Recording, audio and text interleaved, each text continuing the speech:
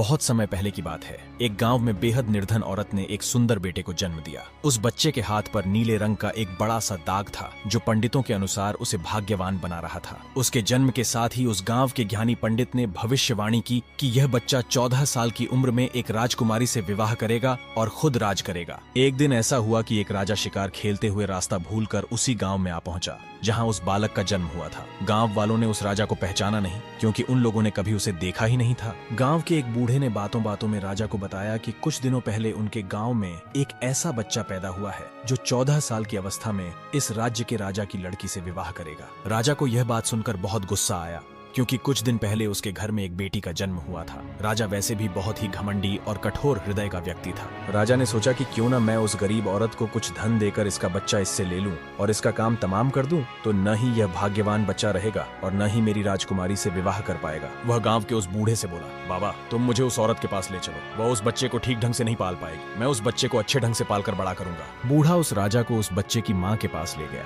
राजा ने उससे अपना बच्चा देने की विनती की और बोला, तुम बहुत गरीब हो, इस बच्चे को कैसे पाल सकोगे? यह बच्चा मुझे दे दो, मैं इसे बहुत अच्छी तरह पालूंगा। वह गरीब औरत उसे अपना बच्चा देने से इनकार करती रही। तब राजा ने उसे बहुत सा धन दिया और बोला, इस धन से तुम अपना पेट पालना और जब यह तुम्हारा भाग्यवान बेटा बड़ा हो जाएगा तो खुद ही तुम्हारे पास आ जाएगा। गरीब माँ ने सोचा, यह बहुत ही भाग्यशाली बच्चा है, इसीलिए यह अमीर आदमी इसे लेने के लिए मेरे घर आ पहुंचा है। शायद यही ईश्वर की इच्छा है। बहुत सोच विचार के बाद उस गरीब औरत ने अपना बच्चा राजा को दे दिया। राजा ने उस बच्चे के लिए एक लकड़ी का संदूक खरीदा और उसे संदूक में डालकर बहते हुए पानी में छोड़ दिया। उसने सोचा कि दम घुटने से बच्चा इस संदूक के अंदर ही मर जाएगा। यह सोचकर राजा मन ही मन बहुत खुश हो रहा था कि उसने अपनी प्यारी सी बेटी को उस अनचाहे पति से बचा लिया। मारने वाले से बचाने वाला बड़ा होता है। यही उस बच्चे के साथ भी हुआ। वह लकड़ी का संदूक बहते बहते एक टूटे हुए पेड़ में जाकर अटक गया। तभी वहाँ पर मौजूद एक निर्धन व्यक्ति ने जब वह लकड़ी का बक्सा देखा तो बहुत खुश हुआ। उसने सोचा कि उस बक्से में जरूर ढेर सारा धन होगा। उसने पानी में घुसकर इस संदूक को बाहर निकाला। जब उसने संदूक को खोला तो देखा कि गंदे से कपड़े पहने एक बच्चा उसमें सो रहा था। उस व्यक्ति ने सोचा कि यह बच्चा मेरे किस काम का,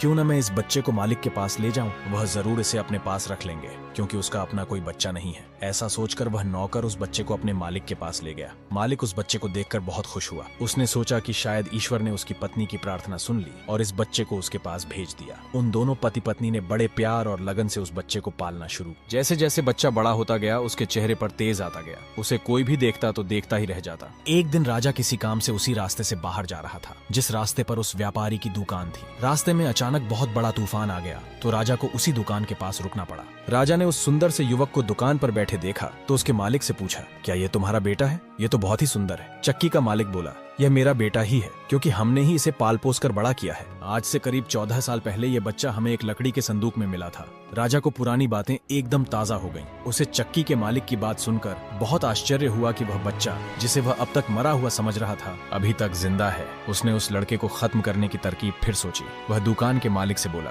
क्या आप इस लड़के को मेरा एक काम करने की आज्ञा दे सकते हैं? मैं रानी के पास एक पत्र भिजवाना चाहता हूँ। यह पत्र बहुत ही जरूरी है। मैं इस काम के लिए इसे सोने के 2 सिक्के दूंगा। लड़के ने फौरन हाँ कर दी और दुकान का मालिक भी उसे भेजने के लिए तैयार हो गया। राजा ने झट से अपनी रानी को एक पत्र लिखा। उसने लिखा, जैसे ही यह लड़का तुम्हारे पास मेरा यह पत्र लेकर पहुंचे, तुम इसे मरवा देना और महल से दूर दफना भी देना। यह सब कुछ मेरे वापस आने से पहले हो जाना चाहिए। इतना लिखने के बाद उसने मुहरबंद पत्र उस लड़के को दे दिया। वह लड़का उस पत्र को लेकर राजमहल की ओर चल दिया। वह आज तक अपने घर से कहीं बहुत दूर नहीं गया था, अतः वह राजमहल का रास्ता नहीं ढूंढ सका और जंगल में ही भटकने लगा। शाम ढल चुकी थी। तभी अंधेरे में उसे दूर से रोशनी आती दिखाई दी। वह दौड़कर उस रोशनी की तरफ गया तो देखा कि वहां पर एक छोटा सा कच्चा घर था। उस घर में कोई दरवाजा